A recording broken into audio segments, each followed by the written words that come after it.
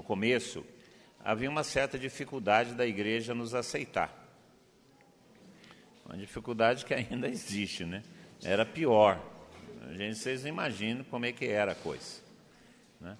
Porque é um dado histórico que a gente tem que considerar e que não tem jeito. Quando a renovação carismática surge, sobretudo para os países latino-americanos e africanos, vivia-se um momento, década de 60, final da década de 60, começo da década de 70, vivia-se no mundo um avanço do imperialismo americano.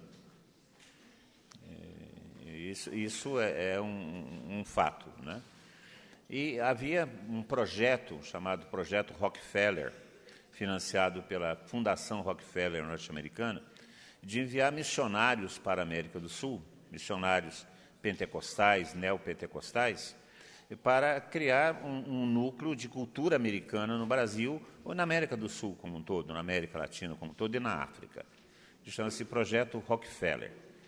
Esse projeto foi denunciado ao CELAM por um sociólogo que escreveu um livro chamado Os Demônios Vêm do Norte, e falava exatamente sobre esse projeto missionário financiado pela Fundação Rockefeller, que é para, por exemplo, nós estamos aí discutindo o sino do Amazonas, e é uma coisa que preocupa, porque a região mais pobre do Brasil, a região em maior risco social do Brasil é o interior do Nordeste, sobretudo o interior do Maranhão. E as ONGs de promoção de justiça social, etc., estão todas concentradas no Amazonas, e nós não temos nenhuma ONG social nos lugares mais pobres do Brasil. Por quê? Essas ONGs que são financiadas pelo capital internacional, por que elas estão no Amazonas e não estão nas regiões mais pobres do Brasil? Por que as missões protestantes norte-americanas, sobretudo, estão no Amazonas e não estão no Nordeste brasileiro? Porque existe um interesse de dominação cultural e econômica.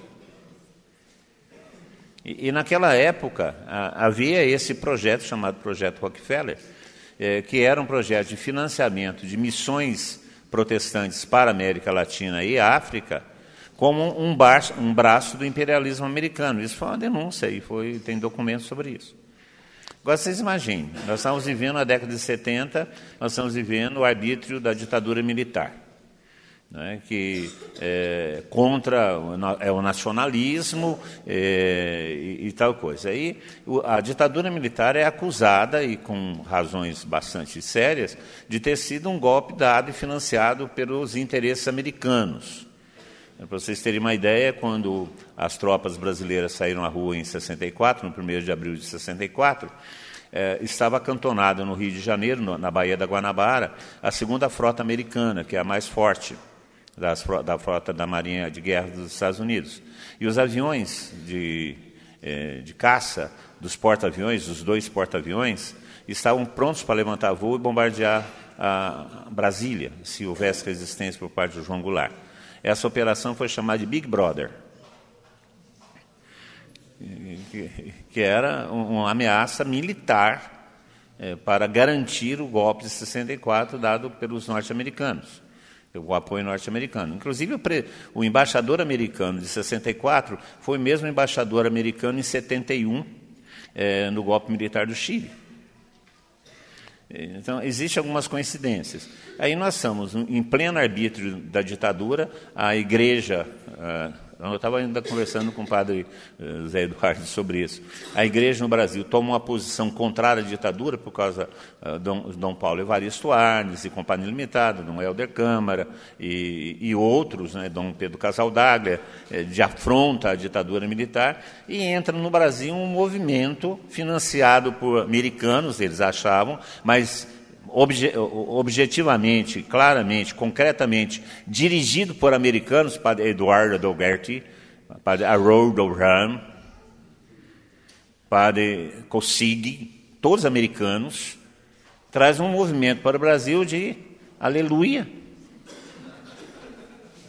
de reza, de, entre aspas, alienação. Então, nós somos financiados pelo interesse americano. Falaram que a Renovação Carismática recebeu 10 milhões de dólares para se implantar no Brasil. Eu estou esperando isso até hoje. Então, no começo, existia uma necessidade da renovação carismática ser reconhecida. Há um esforço muito grande por parte da renovação, e essa é uma das razões por que ela se organizou como movimento, de ser reconhecido pela Igreja para que ela para que ela pudesse realizar o seu trabalho, a sua missão, a sua vocação. Agora, com o Papa Francisco, houve uma inversão. O Papa Francisco não só reconhece, mas ele quer promover a renovação na Igreja. E mais, ele envia a renovação para realizar aquilo que ela veio para realizar. Então, agora a renovação ela está numa posição diferente. Nós não temos que brigar mais para sermos reconhecidos como corrente de graça. Nós já fomos reconhecidos. Agora nós temos que fazer o que nós somos. Ser renovação carismática. Por envio do Papa. Então existe, e gozado que durante muito tempo, até o Padre Ney Brasil, um biblista já falecido, defendeu a tese de que nós temos o direito de usar a expressão batismo no Espírito Santo, porque existia uma resistência muito grande por parte dos bispos e padres no Brasil de usar essa expressão batismo no Espírito Santo. Que eles falavam que isso era uma expressão protestante e que é heresia. Aliás, tem um padre aí da nossa diocese, da paróquia de Delfim Moreira, para não falar quem é, que falou que falar batismo no Espírito Santo é heresia. Aí me perguntaram, o que a gente faz, Francisco? Fala para ele falar que o Papa é herege, porque o Papa está falando, vocês devem promover o batismo no Espírito Santo. Ele fala, eu quero batismo no Espírito Santo para toda a igreja. Ele fala batismo no Espírito Santo. Há um quadro eclesial novo, com essa ideia do Papa em querer que a corrente de graça esteja presente na igreja e com todas as suas expressões. Há um momento novo na igreja. E que vai obrigar a igreja a se posicionar em relação a isso. Queira ou não, porque vem do Papa. Não é mais um movimento que está forçando o seu reconhecimento. É o Papa que reconheceu, não só reconheceu, deu uma carta de envio para essa expressão de dentro da igreja. Portanto, é um momento completamente novo. A renovação nunca viveu essa situação, nunca. Nós tivemos aí alguns bispos que aprovavam mais, outros que aprovavam menos, alguns membros da hierarquia que acolhiam, outros não, mesmo do próprio laicato recebiam ou não. Sempre tivemos dificuldades em termos oficiais. Agora não, agora é o Papa que envia, reconhece e envia a renovação carismática para fazer aquilo que ela deve fazer na igreja, em todas as suas expressões, não só o movimento, mas todas as expressões da corrente de graça. E dentro disso, o Papa estabelece 7 pontos que ele gostaria que a renovação carismática expressasse, trabalhasse, promovesse. Então, e que também são 7 pontos que ele entende ser a identidade da renovação carismática enquanto corrente de graça para a renovação da igreja. Partindo desse princípio, que a renovação carismática é uma corrente de graça de renovação na igreja, para a renovação da igreja. E que tem sua origem, sua matriz, no Concílio Vaticano II. Porque o Concílio Vaticano II é o concílio da renovação da igreja. A grande palavra do Concílio Vaticano II é aggiornamento, que significa atualização, que significa renovação, e mais forte ainda, que significa reforma. A gente não gosta muito de falar reforma na igreja, porque isso nos remete ao problema da reforma protestante de Lutero e Companhia Limitada.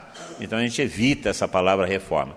Mas aggiornamento, que é o objetivo principal do Concílio Vaticano II, proposto pelo Papa João XXIII, aggiornamento significa reforma.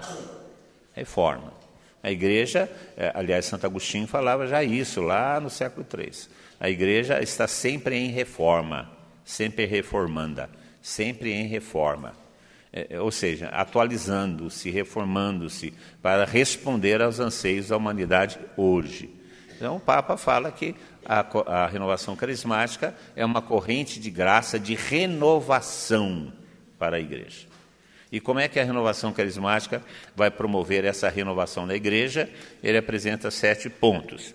Esses 7 pontos, a Gabriela estava nos falando, foi falado a eles, no grupo de 20, durante um pouco de tempo, o Papa dirigiu-se a eles, 20, sobre esses 7 pontos, diretamente, e depois o cardeal Farrell, que é o cardeal responsável pelo discatério. Discatério é secretaria, ministério, é um nome bonito, né? Discatério. O discatério para a família, para os leigos e vida, é um discatério só. O Papa fez uma reforma administrativa na Cúria e ajuntou alguns discatérios. Então, esse discatério da família, do leigo e da família, que é presidido pela antiga Sagrada Congregação para a Família, para os leigos e para a vida, esse cardeal, chamado cardeal Farrell, ele repetiu esse discurso do Papa para o grupo maior do Cáris reunido em Pentecostes, na sala Paulo VI. E a Gabriela repetiu isso para nós aqui, por conselho, porque ela veio para a visita ao conselho, que também são as coisas de Deus, né? Nós estamos lá, porque existe, se der tempo eu vou falar sobre isso, sobre o CERN, que é um centro de estudos de renovação no espírito, que nós estamos organizando para juntar as expressões de renovação que não estão acolhidas em nenhum lugar. Nós estamos organizando isso. E ela quis conhecer o CERN, como as expressões, por causa do padre Eduardo e a turma que está lá. E ela veio, segunda-feira, para reunir conosco lá na Associação do Senhor Jesus, e nós estamos conversando. Ela perguntou a experiência que a gente tem de renovação carismática.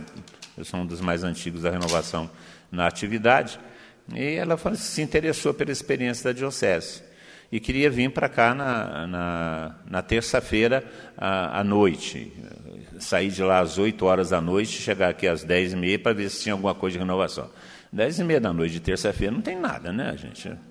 Aí eu falei assim, não, vai na quarta-feira, né?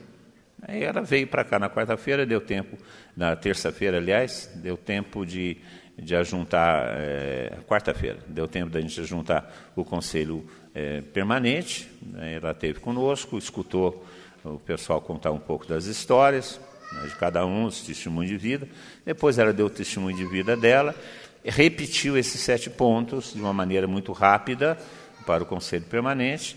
Depois o padre que estava junto com ela foi celebrar uma missa, o Marcelo, que gostou da missa, né, uma missa extraordinária, né? Aí o padre celebrou uma missa, eles foram para Itajubá. Em Itajubá ela pregou também para o patriarcado em Itajubá, repetiu esses 7 pontos e mais 4 pontos de liderança. Então eu achei interessante que ela falou assim, estou falando em nome do Papa, porque ela tinha escutado isso do Papa, e o cardeal Farrell repetiu isso, está publicado esses pontos, que é o que o Papa espera da corrente de renovação na Igreja. Ele pode falar assim, o programa da renovação carismática na Igreja. Então, é o nosso programa na Igreja. Quando ela falou sobre esses 7 pontos, eu fiquei muito feliz porque, de uma certa maneira, é o que nós estamos perseguindo na Javenice. Não foge muito daquilo que vocês já estão acostumados a escutar, que as formações batem muito nisso, uma ou outra coisa com acento maior, mas é bem dentro da nossa perspectiva de vida cristã. Eu vou falar um pouco sobre cada um desses pontos. O primeiro ponto que o Papa propõe para a renovação carismática é a conversão a partir do encontro pessoal com Jesus Cristo e a busca de santidade. É interessante isso. O Papa apresenta como primeiro ponto a conversão. Gente, a conversão significa mudança de vida, mudança de mentalidade. Nós não podemos brincar com isso. Porque nós queremos uma conversão que seja uma conversão ao nosso modo, né? E a conversão significa abrir mão do nosso modo para assumir o modo de vida de Jesus Cristo. Não existe conversão sem renúncia. Não existe conversão sem obediência. Não existe. E essas coisas muitas vezes a gente não quer. Com essas desculpas que eu tenho direito de ser feliz, eu quero ser feliz. Aí, por conta disso, a renúncia, a obediência não existe. Então, quando o Papa fala de conversão, ele fala de conversão a partir de 2 pontos. A partir de um encontro pessoal com Jesus Cristo. E esse encontro pessoal é significativo, é um encontro existencial, porque ele dá um sentido novo, uma vida nova. Portanto, não existe uma conversão sem um encontro pessoal com Jesus Cristo. Jesus Cristo, homem-Deus, gente, porque tem essa mania de falar que Jesus Cristo é um mito que foi feito Deus pelos seus seguidores. Ou outra coisa pior ainda, né? Como ninguém conhece verdadeiramente a Deus, então ninguém conhece verdadeiramente a Jesus Cristo. Então você pode pensar a respeito dele qualquer coisa. Essas correntes teológicas que tem por aí, que são todas relativistas, e é uma tendência materialista da fé. Entender Jesus Cristo como aquilo que eu acho que ele é. Então, se Jesus Cristo é aquilo que eu acho que ele é, então eu vivo como eu acho que eu devo viver. Então não existe conversão, porque também não existe encontro pessoal. Nós temos que entender que a conversão se dá em relação à verdade. E a verdade para nós não é uma teoria, a verdade para nós é uma pessoa, e essa pessoa é Jesus Cristo. E viver essa verdade de Jesus Cristo significa viver conforme os critérios de Jesus Cristo. Se você não vive conforme os critérios de Jesus Cristo, você não vive na verdade. E se você não vive na verdade, você não é livre, porque só a verdade nos liberta. Então, é vital para nós o encontro pessoal com Jesus Cristo. E esse encontro nos leva verdadeiramente à conversão, que significa a renúncia a nós mesmos, significa o rompimento com o pecado em todas as suas dimensões. Porque uma coisa que a renovação carismática tem falado pouco é sobre o pecado. E quando fala sobre o pecado, fala no pecado numa visão puramente moralista e não numa visão existencial, do rompimento com o relacionamento com Deus. Que se dá não só por causa de uma culpa moral, se dá muitas vezes por uma mentalidade mundana ou uma mentalidade materialista. Você pode ter em vida moral uma pessoa exatamente perfeita em vida moral como Paulo era. Mas Paulo não era convertido apesar de ter uma vida moral exata, porque era fariseu. Porque ele não tinha se encontrado com a verdade. E por isso ele não tinha um encontro pessoal com Jesus Cristo e era escravo. Então o Papa fala de uma conversão que se dá a partir de um encontro pessoal com Jesus Cristo e a busca de santidade. Santidade. Gente, se nós não formos santos, o Padre João já falava isso, nós não vamos ser nada. Gente, no céu, quem quer ir para o céu? Quem quer ir para o céu? Eu vou contar um segredo para vocês. No céu, só tem santo.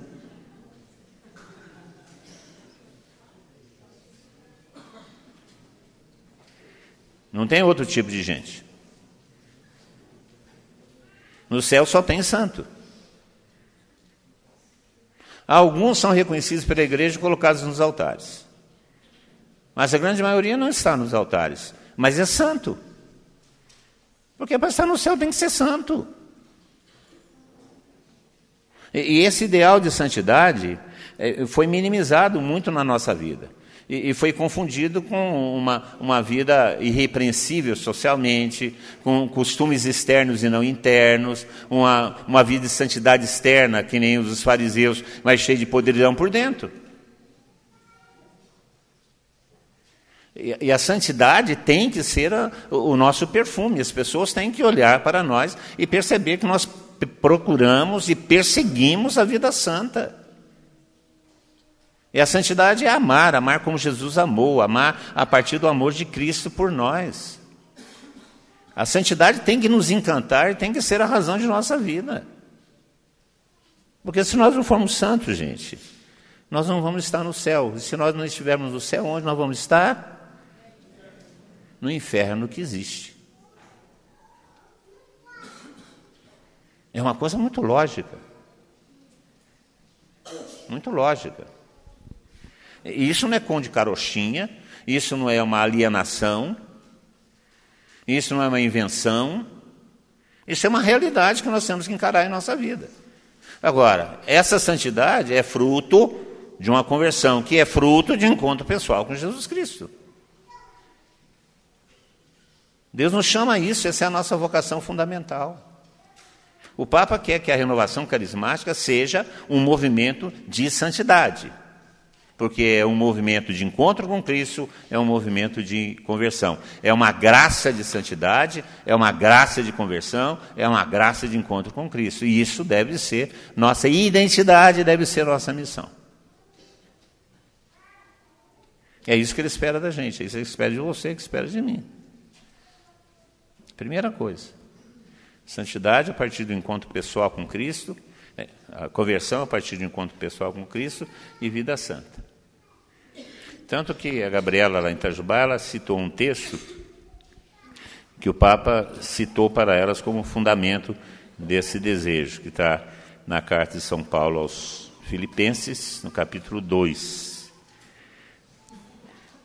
E que o Papa citava que esse capítulo 2, os primeiros versículos de 1 a 11, nós encontramos as características da santidade que Deus espera de nós.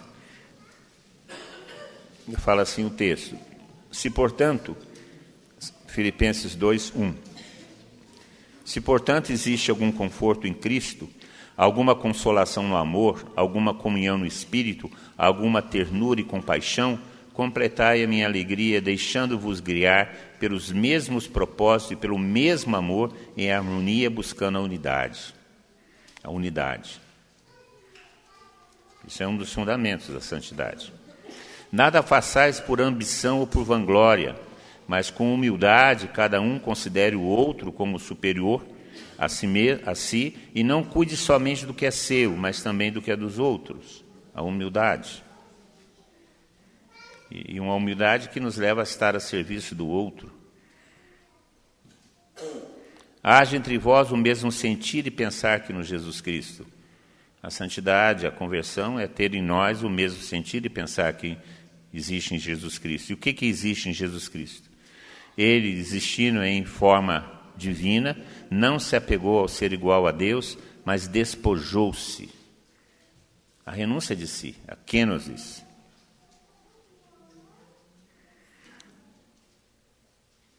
Não se apegou ao ser igual a Deus, mas despojou-se, assumindo a forma de escravo, fazendo-se semelhante ao ser humano, a solidariedade. E, encontrado em aspecto humano, humilhou-se, fazendo-se obediente, a humildade, a obediência. Sem isso não existe santidade. E a humildade passa pela humilhação, viu, gente? Como é que nós reagimos quando somos humilhados? Nós reagimos como humildes ou reagimos como arrogantes? Quando nós somos humilhados, como nós reagimos? Quando nós temos a oportunidade de viver a humildade, como nós reagimos? Nós reagimos com arrogância, com soberba, com orgulho, e nunca com humildade. Humilhou-se, fazendo-se obediente, e não uma obediência ocasional, uma obediência até a morte, morte de cruz. Não existe santidade, conversão, encontro com Cristo sem a renúncia, sem a obediência até as últimas consequências. Por isso Deus o exaltou acima de tudo e lhe deu o nome que está acima de todo nome, para que em o nome de Jesus todo joelho se dobre e toda língua na terra e debaixo da terra, e toda língua confesse Jesus Cristo é o Senhor, o senhorio de Jesus. O senhorio de Jesus. Jesus é o Senhor. É interessante que, eu já comentei isso outras vezes, em outras ocasiões, interessante que no começo da renovação carismática, aquele símbolo da renovação carismática, que é a cruz com o Espírito Santo saindo da cruz, que tem aí em todos os lugares, agora tem uma flâmula verde e amarela atrás, embaixo daquela cruz estava escrito, no começo da renovação, eu ainda tenho alguns papéis timbrados com esse símbolo, escrito embaixo assim, Jesus é o Senhor. Agora está escrito RCC-BR. É uma mudança de conteúdo. Não é só uma mudança do logotipo, é uma mudança do conteúdo. O movimento passou a ser o objeto, a finalidade, e não o senhorio de Jesus. O Papa falou que esse é o texto da conversão, do encontro com Cristo, da santidade. Que é a primeira coisa que ele espera da renovação enquanto corrente de graça e que ele espera ser distintivo dessa corrente na igreja, para a renovação da igreja. Se a gente pensar bem, nós vemos que é isso mesmo. Dá uma olhada na nossa igreja como uma instituição social. Quanto de santidade existe entre nós? Quanto de conversão existe entre nós? Me parece que nem Jesus Cristo é conhecido na sua própria igreja. Então, primeira coisa, a conversão. E essas duas dimensões da conversão. O encontro pessoal com Cristo e santidade. Não uma santidade estereotipada, feita só de costumes e de vestimentas, mas uma santidade como fundamento da vida. Não nos interessa ser outra coisa senão santos. E se a santidade não for para nós algo que nos encanta, que nós desejamos, então nós não estamos buscando viver a vida cristã. O cristão é aquele que busca a santidade. Nas suas relações, nos seus objetivos de vida. Então fala aí para o seu irmão, para a sua irmã, conversão.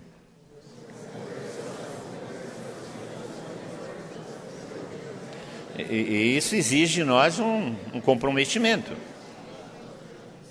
É claro que a conversão ele não é uma coisa instalada, né? O padre José Eduardo estava falando hoje, existe uma migração, né? Existe um trajeto no deserto, existe um romper o véu do templo e entrar no Santo dos Santos, exige um itinerário espiritual. A conversão é um itinerário espiritual, é um vir a ser.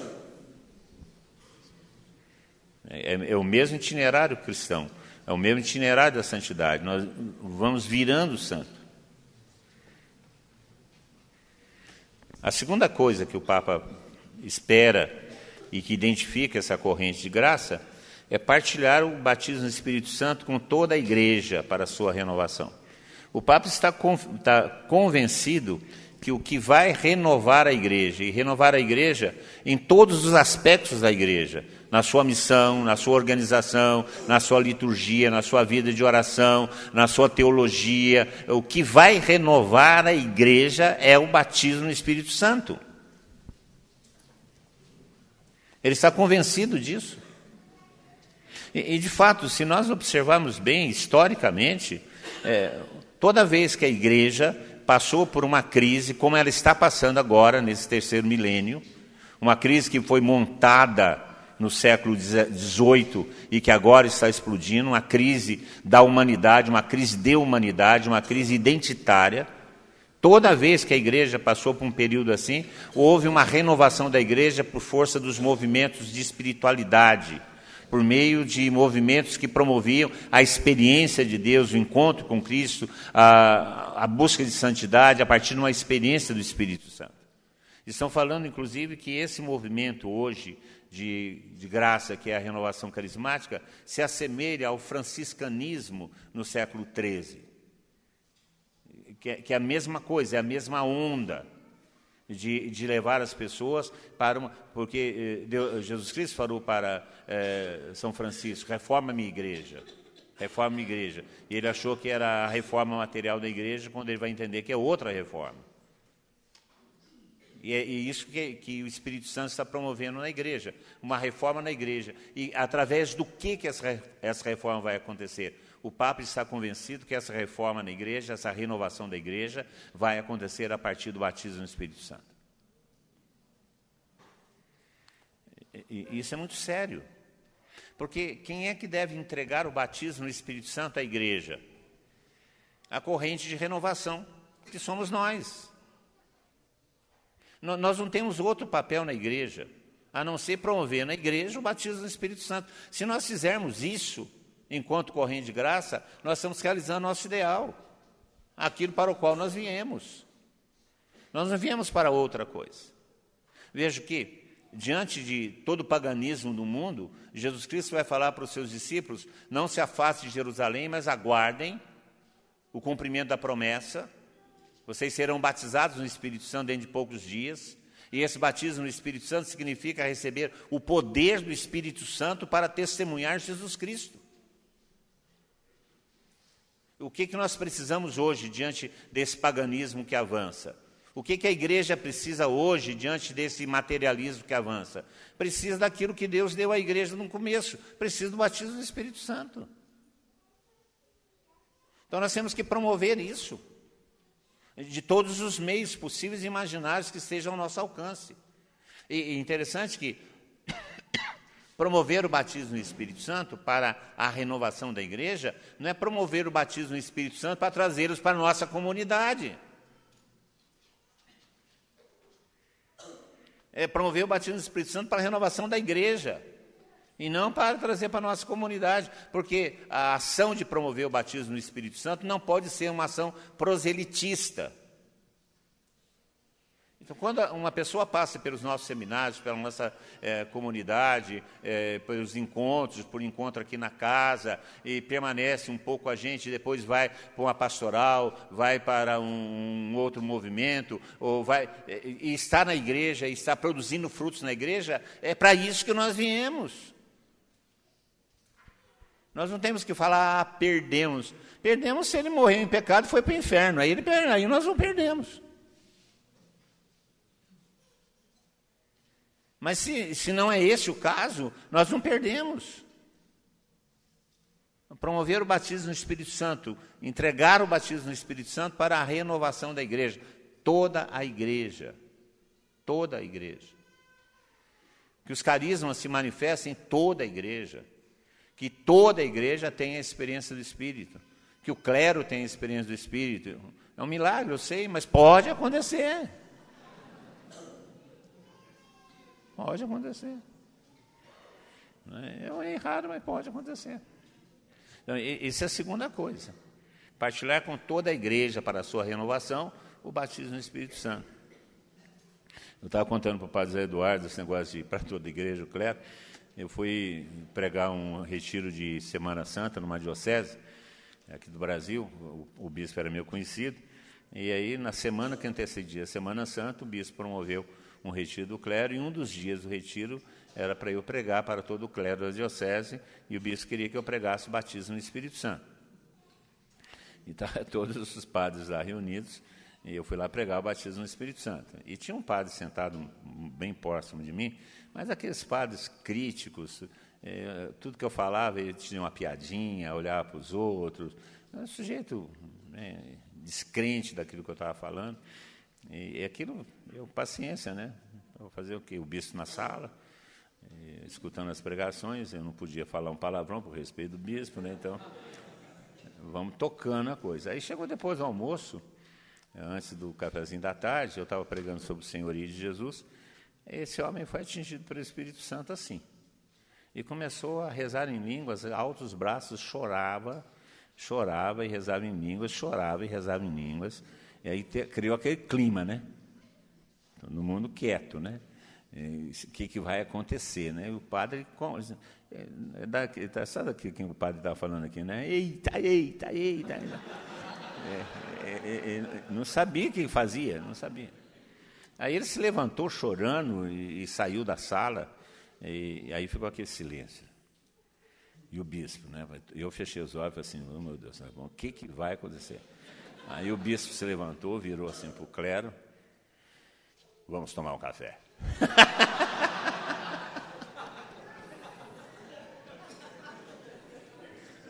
Ah, meu Deus do céu. Depois o padre conversou, a gente orientou como é que ia, tal coisa. Mas daí em diante foi uma seda o encontro. Todo mundo atento. Aliás, todo mundo com medo que acontecesse com ele, que aconteceu com o padre, né? Para a igreja. Para a igreja. Nós fomos criando, infelizmente, o movimento foi criando dentro da igreja uma burocracia para batismo no Espírito Santo terrível. Eu lembro das instruções, condições para batismo no Espírito Santo. Perdoe seus inimigos, reconcilie com quem você brigou. Aí o Monsenhor Mauro falava assim, gente, se eu amo meus inimigos, se perdoa aqueles que me ofenderam, vive em paz com aqueles que são... Eu não preciso mais de batismo no Espírito Santo. Eu preciso do batismo do Espírito Santo para isso, para perdoar o inimigo, para amar quem não me ama, para isso que eu preciso do batismo do Espírito Santo. Agora, se eu já faço isso, eu não preciso. Então, não existe condição para o batismo do Espírito Santo, a não ser o desejo. Agora, para ele desejar, ele precisa saber o que é. E alguém precisa falar para ele o que é. Entendendo o batismo do Espírito Santo como uma graça para a vida, e não um momento, como nós escutamos do padre, um momento não, é uma graça de santificação para a nossa vida, uma experiência de Deus que atua, que habita e que atua a nossa vida.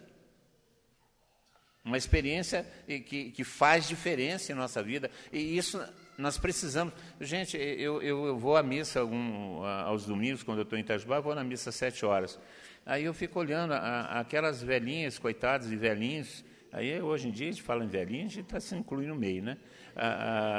Aqueles velhinhos e aquelas velhinhas tiritando de frio nesse tempo, né? E que levam uma vida cristã tão dura, tão sem alegria, tão sem esperança.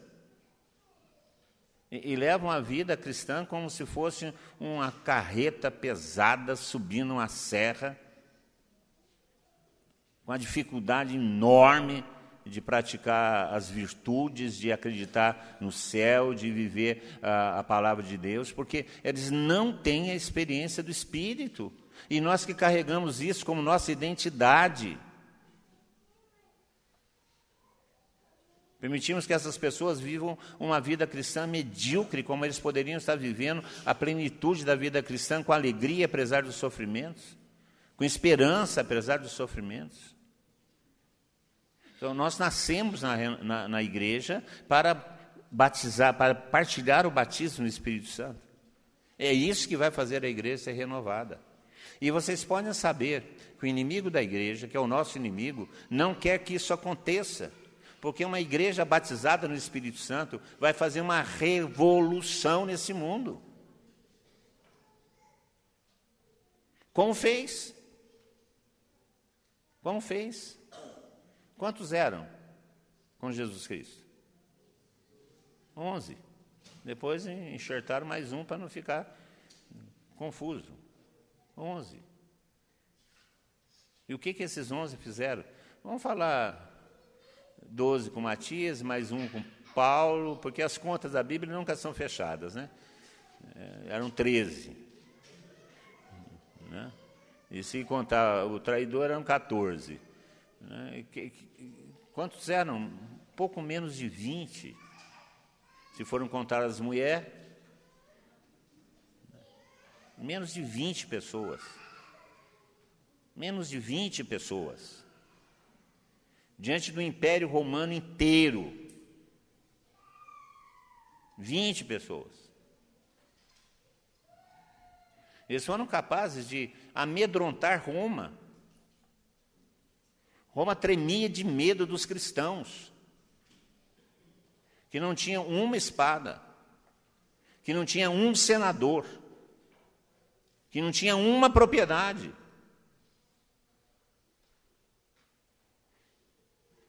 Que não tinha uma legião de soldados. Roma tremia de medo, por isso perseguiu.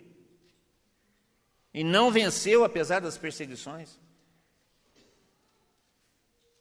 Agora nós somos milhões. E nos borramos de medo. Medo da crítica, medo de não ser aceito, medo da mulher que está em casa, medo do marido que está em casa, medo de não ser aceito pelo companheiro de trabalho, medo de não ser aceito pelo professor, medo de não ser aceito pelo colega. E falamos que somos batizados no Espírito Santo. A igreja, se for batizada no Espírito Santo, ela vai revolucionar o mundo. E é isso que nós somos chamados a fazer. Enquanto corrente de graça, a nossa identidade é o batismo no Espírito Santo, a experiência de Pentecostes. Então, a segunda coisa, partilhar o batismo no Espírito Santo. Fala aí para o seu irmão, para a sua irmã. Partilhar o batismo no Espírito Santo.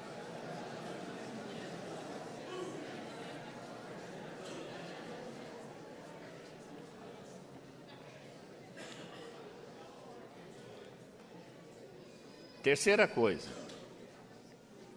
O Papa espera que a renovação enquanto corrente de graça evangelize, mas uma evangelização no poder do Espírito e com a palavra. No poder do Espírito. E os sinais acompanhavam.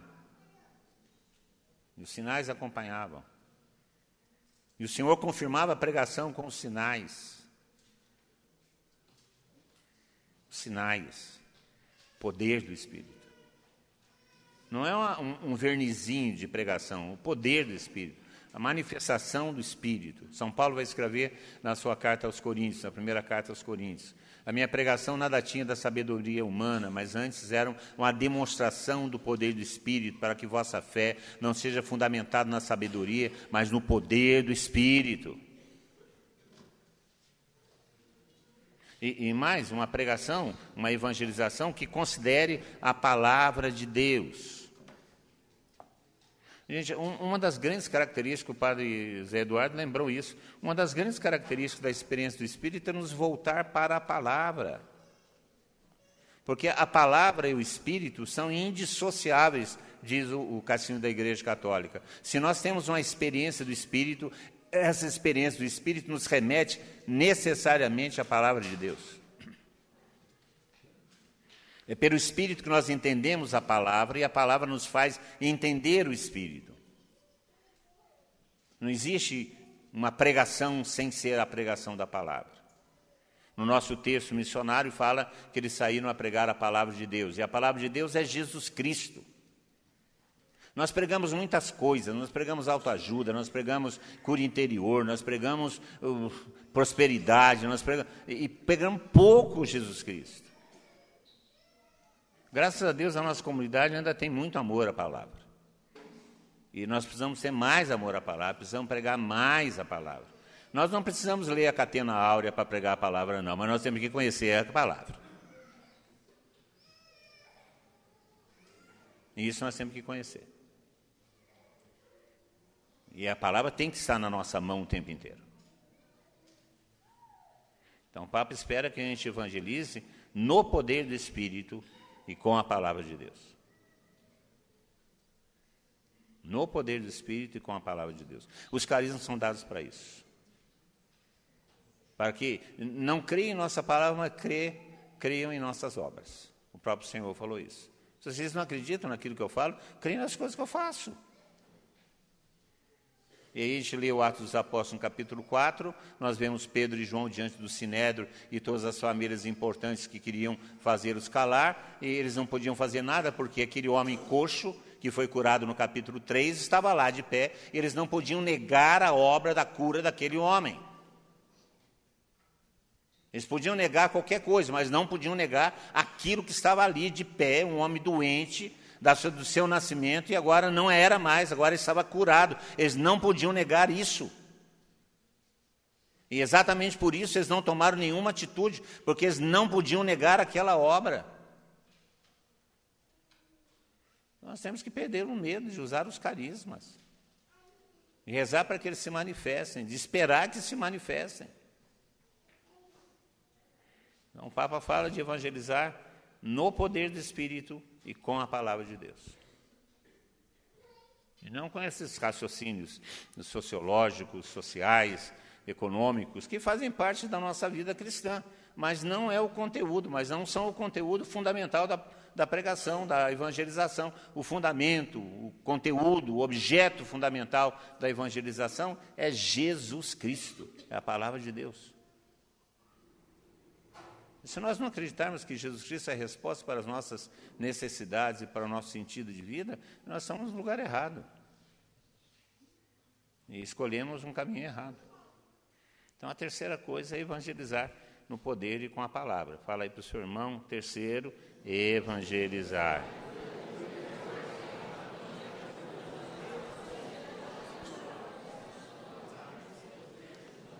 O quarto ponto que o Papa fala, ele fala sobre oração e louvor. Oração e louvor. Gente, a vida é de oração. Nós sabemos quem reza e quem não reza. É muito fácil ver isso. Você não precisa ver a pessoa rezando para saber que ela reza. Você sabe que a pessoa reza quando você olha para a vida dela. Sabe quem reza e sabe quem não reza. Tem muita gente, líder, coisa que não tem uma vida de oração. Não tem paciência, não tem elan, não se dispõe, não está disposto a renunciar. Gente, quando a gente ama alguém, a gente quer ficar com ele. Não é isso? Eu me lembro, eu namorava a Tânia, amor da juventude, e na época, hoje não tem mais isso, mas os mais antigos sabem do que eu vou falar, né? Na época eu namorava com vela, vocês sabem o que é namorar com vela, né? A sogra sempre determinava alguém mais nova para ficar com o namoro, né? Eu nunca ficava sozinho, você estava você, a namorada e a vela. Paulinho, você namorou com vela também? Não? Eu namorei com vela. Não aceitou a vela? Eu namorei com vela. A vela minha era a coitada Patrícia, que hoje em dia está acidentada. E, coitada, inválida. Mas namorei com a Patrícia, a vela. Mas mesmo assim, apesar da vela, e era assim, né? Eu sentava no sofá da casa da minha sogra, a Patrícia sentava e a Tânia sentava. 8 anos já tinha. Se você quisesse fazer um beijo, dar um abraço, tinha que ser por cima da Patrícia. E coitada da Patrícia, né? Vou ficar numa situação constrangedora, né? Mas para ganhar algum tempo, né? A Tânia estudava em Lorena e eu tinha que levar, ela ia para a rodoviária pegar o ônibus, e era mais um tempinho que eu tinha para ficar com ela, né? Mas ela não podia ir comigo sozinha, porque meu sogro não deixava. Então, meu sogro levava de carro e eu ia a pé na rodoviária. Isso que é amor, né? Aí ela entrava de peça no ônibus e sentava na janela, e eu sempre ficava do lado de fora da janela, segurando a mão da Tânia.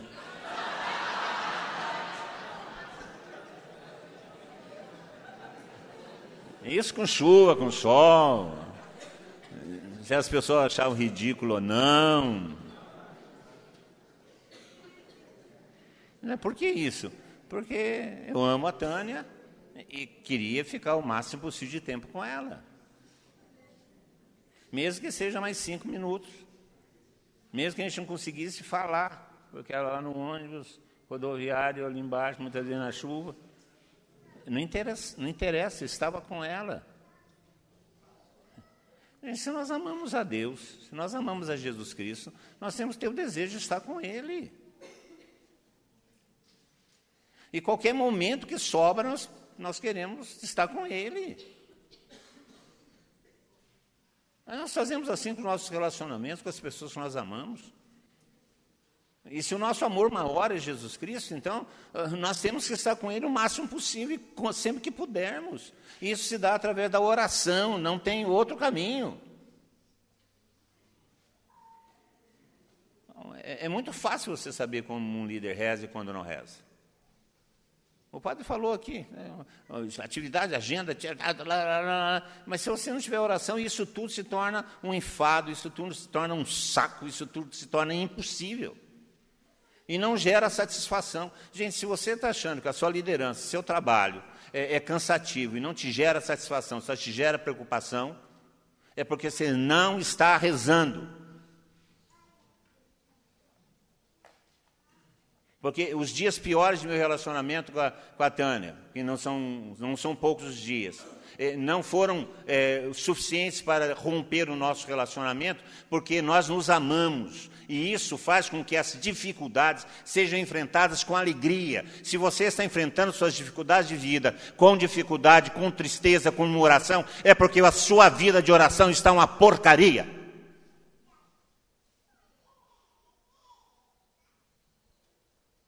E é isso que o Papa está falando para a gente. Dificuldade todo mundo tem, maior ou menor. Nós já vamos enfrentar essas dificuldades com maior disposição ou menor disposição, maior alegria ou menor alegria, com maior esperança ou menor esperança, dependendo da nossa vida de oração. E não é oração de grupo, é oração pessoal. Essa é a diferença. Essa é a diferença. Aí, de vez em quando, nós encontramos livros, eu vou desistir, vou dar um tempo. É claro, então dá um tempo de tudo. Não é só da vida de comunidade, não é só da fé. Dá um tempo de tudo, porque falta oração. E um tipo de oração que nós temos que recuperar, que é a oração de louvor. Porque a nossa oração, muitas vezes, é interesseira. Nós rezamos em torno de nossas necessidades. Gente, uma coisa que a gente aprende, nós sabemos disso. Está escrito na Sagrada Escritura. Antes mesmo que a tua palavra venha na boca, o Senhor já sabe. O Senhor já sabe de suas necessidades. Você não precisa contar para Ele. Não precisa. Agora, nossa oração é em torno de nossas necessidades. Senhor, eu preciso. Senhor, eu estou machucado. Senhor, eu preciso de cura. Senhor, eu preciso de força. Senhor, eu preciso disso. Senhor, eu preciso disso. O Senhor é um supermercado. A oração de louvor é pequena. Louvor. Eu te louvo, Senhor. Eu te bendigo, Senhor. Tu és digno de todo louvor. Tu és digno de toda adoração. Aí é uma oração generosa. Aí é colocar o Senhor em primeiro lugar. Então, quarta coisa, oração e oração de louvor. Fala aí para o seu irmão, oração e oração de louvor.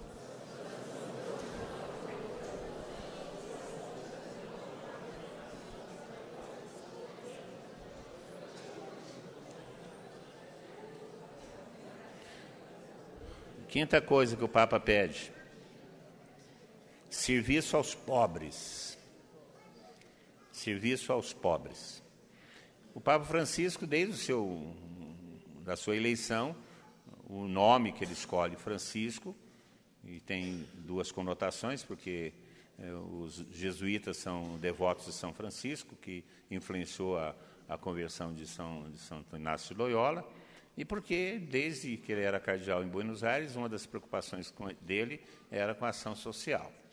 Então, o serviço aos pobres também tem essa conotação do serviço social, da promoção humana, da inclusão, e tudo isso que a Igreja faz e faz muito bem nas suas diversas campanhas.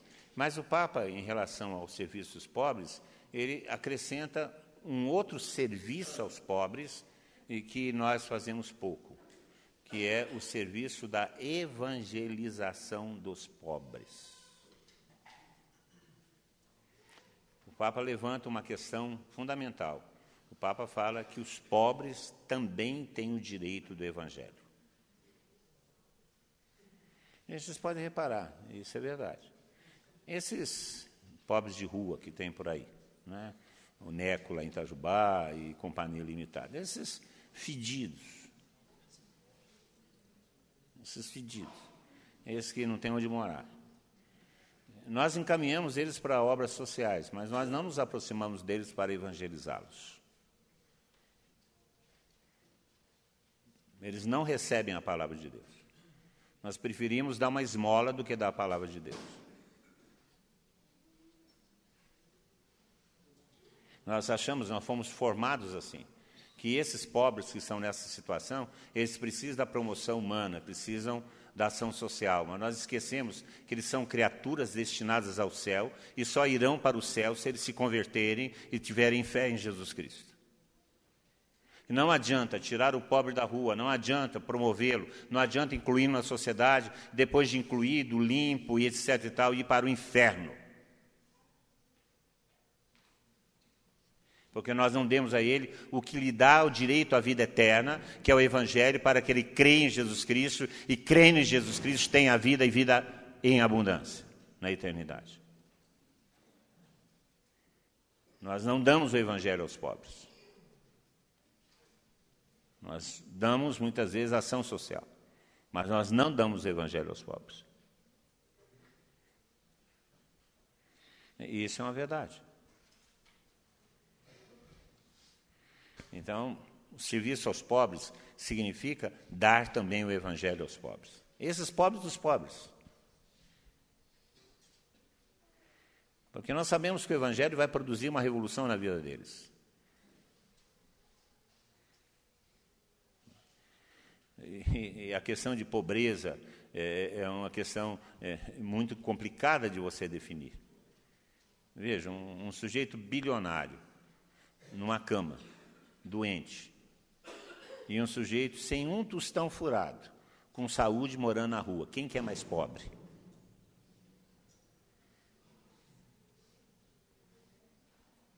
Quem que é mais pobre?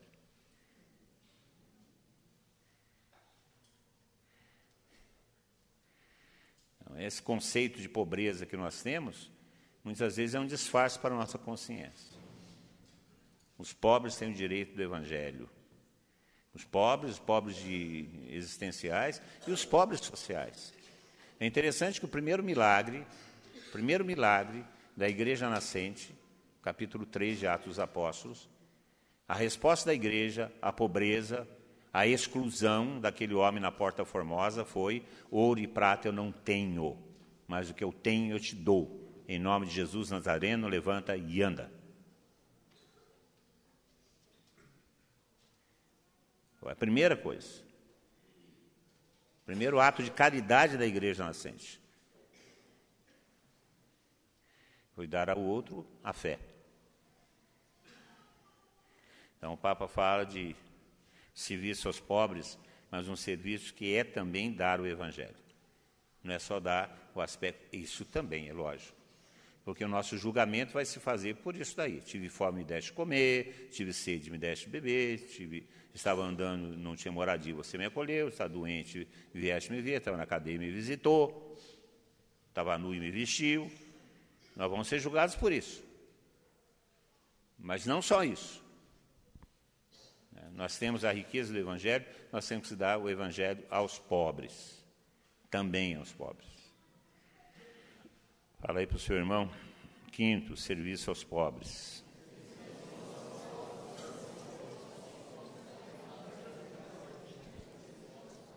O sexto ponto que o Papa espera de nós, os carismáticos na igreja: o ecumenismo. Isso é complicado para nós, no nosso contexto histórico, né? Mas o Papa coloca lá no começo do Estatuto do Caris a graça de renovação ecumênica. Nós temos que começar a abrir o nosso coração ao diálogo espiritual, não o diálogo doutrinal, mas o diálogo espiritual de oração com os nossos irmãos que não são católicos. Isso é muito complicado na igreja. Mas nós temos que começar a olhar com boa vontade os outros irmãos cristãos, que não são católicos. Isso não quer dizer que nós vamos começar a fazer culto junto com eles, não é isso. Mas primeiro nós temos que começar a parar de falar mal dos protestantes. Né? Essa é a primeira coisa. Agora, se eles vão parar de falar mal da gente ou não, é problema deles, não é problema nosso. Agora, esses dias estava essa discussão, né? O Brasil não tem uma senhora, só tem um senhor, né? Essa última marcha para Cristo da Igreja Renascer. Aí a nossa turma embarcou nisso, né? E saiu comentários. Mas, gente, uma bobagem. Para que essa discussão? Cresceu o quê? Aumentou o quê? Aumentou amor ou aumentou raiva? O fruto disso, foi amor ou foi raiva?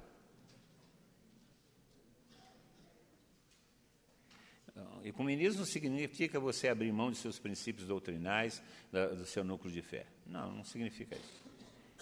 Significa você ter boa vontade com as pessoas que creem primeiro em Jesus Cristo, né? Que é melhor do que não crer em nada. O Dom José, que eu já comentei sobre ele com vocês, o Dom José falava assim: eu prefiro um bom protestante que um mau católico. Isso é uma verdade.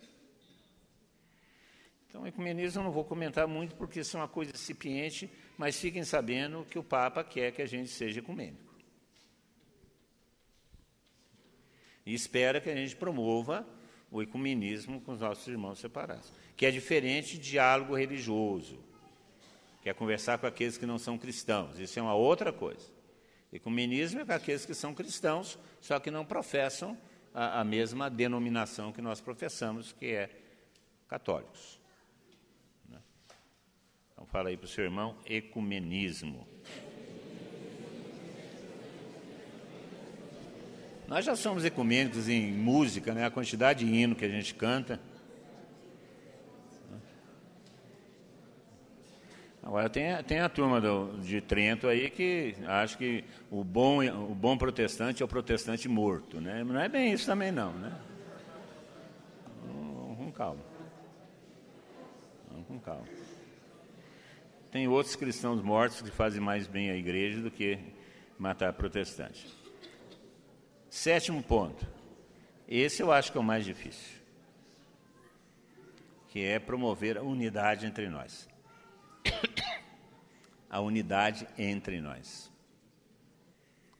O Papa espera que a renovação carismática, enquanto corrente de graça, promova a unidade entre os cristãos católicos.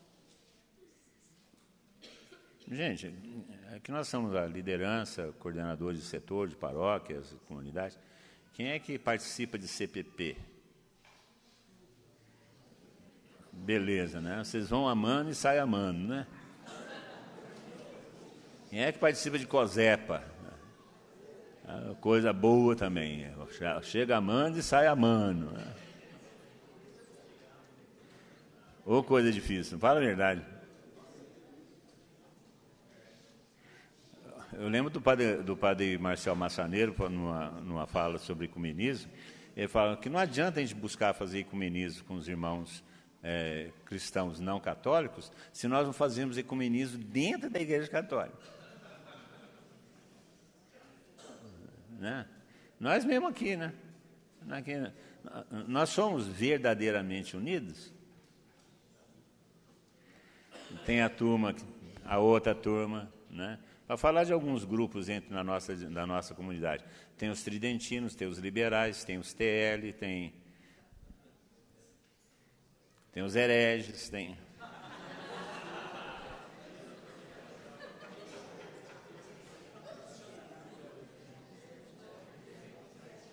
Isso porque nós somos uma comunidade razoavelmente unida. Tem as mulheres, tem os homens. Entre nós, eu espero que só tenha esses dois tipos. Se tiver alguém que não tenha definido dessa forma, que a gente descubra, né, e dê um corretivo para a eternidade. A unidade entre nós, gente. A unidade entre os cristãos é pressuposto para a fé do mundo. Se nós não formos unidos, se nós não nos amarmos, isso não significa ter tudo da mesma forma, todo mundo ser do mesmo jeito, todo mundo vestir do mesmo jeito. Não é essa unidade comunista que Mao Tse Tung tentou colocar na China a partir da Revolução Cultural. Não é isso. Nós temos nossas diferenças, é preciso que tenhamos nossas diferenças, mas o que deve ser distintivo entre nós é o amor que nos une. O testemunho dos cristãos no começo da história do cristianismo é: vede como se amam, falava Tertuliano. E isso convencia as pessoas. Então, nós não precisamos ser todo mundo igualzinho, pensar da mesma forma, mas nós temos que ser devedores do amor uns aos outros. Isso nós devemos ser. E é isso que promove a unidade. Se nós soubermos transitar esse amor entre nós, a unidade vai se formar. E esse é um esforço que nós devemos fazer com sinceridade, a unidade. Falei para o seu irmão, unidade. Então, são aí os 7 pontos que o Papa diz à renovação carismática, que espera que a renovação carismática promova, e mais do que promover, espera que a renovação carismática viva. Conversão, partilhar o batismo no Espírito Santo, evangelizar no poder e com a palavra, oração e louvor, serviço aos pobres também do Evangelho, ecumenismo e unidade. Fala aí para o seu irmão os 7 pontos.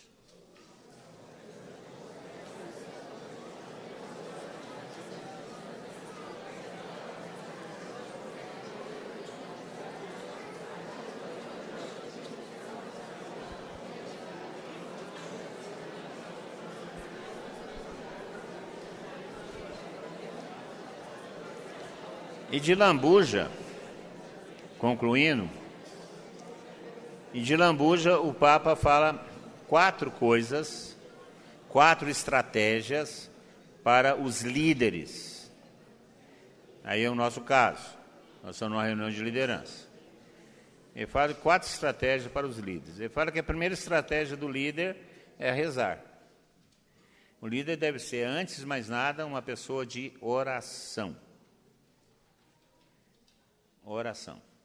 Não é oração para que Deus faça, é uma oração para que Deus nos capacite.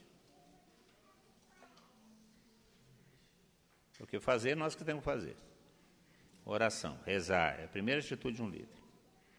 Segunda atitude que o líder deve ter dentro dessa corrente: dar alimento sólido aos seus liderados.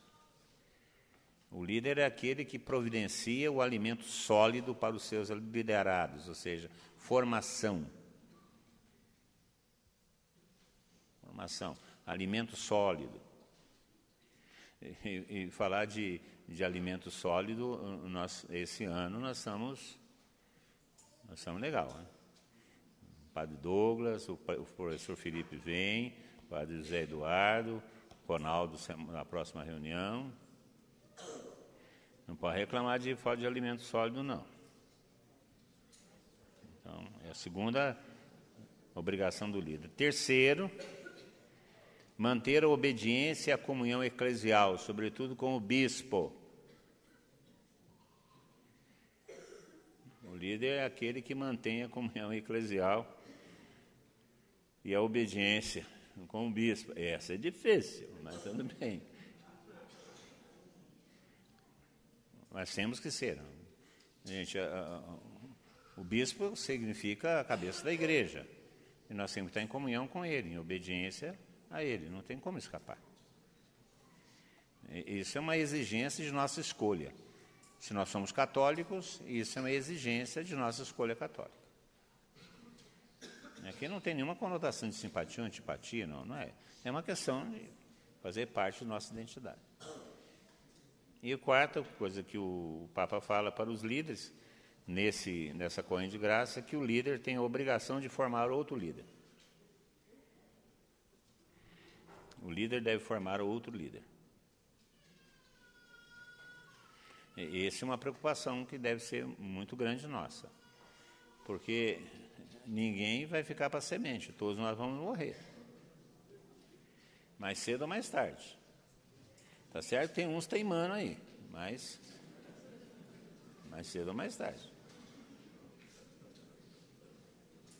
Então nós temos que deixar pessoas em nosso lugar. O exemplo disso é o próprio Monsenhor Mauro. O vô morreu em 91. E se ele não tivesse formado a liderança, nós não estaríamos aqui hoje. É uma questão de formação. O líder prepara líderes. São 4 coisas: rezar, dar alimento sólido, manter a obediência e a comunhão eclesial e formar líderes novos. Esse é o programa que o Papa Francisco está entregando para a renovação carismática enquanto corrente de graça de renovação da Igreja. Eu acho que é um bom programa, né? Acho que é um programinha bem completo. Não podem reclamar, não. O Papa, apesar de argentino, ele tem boas coisas.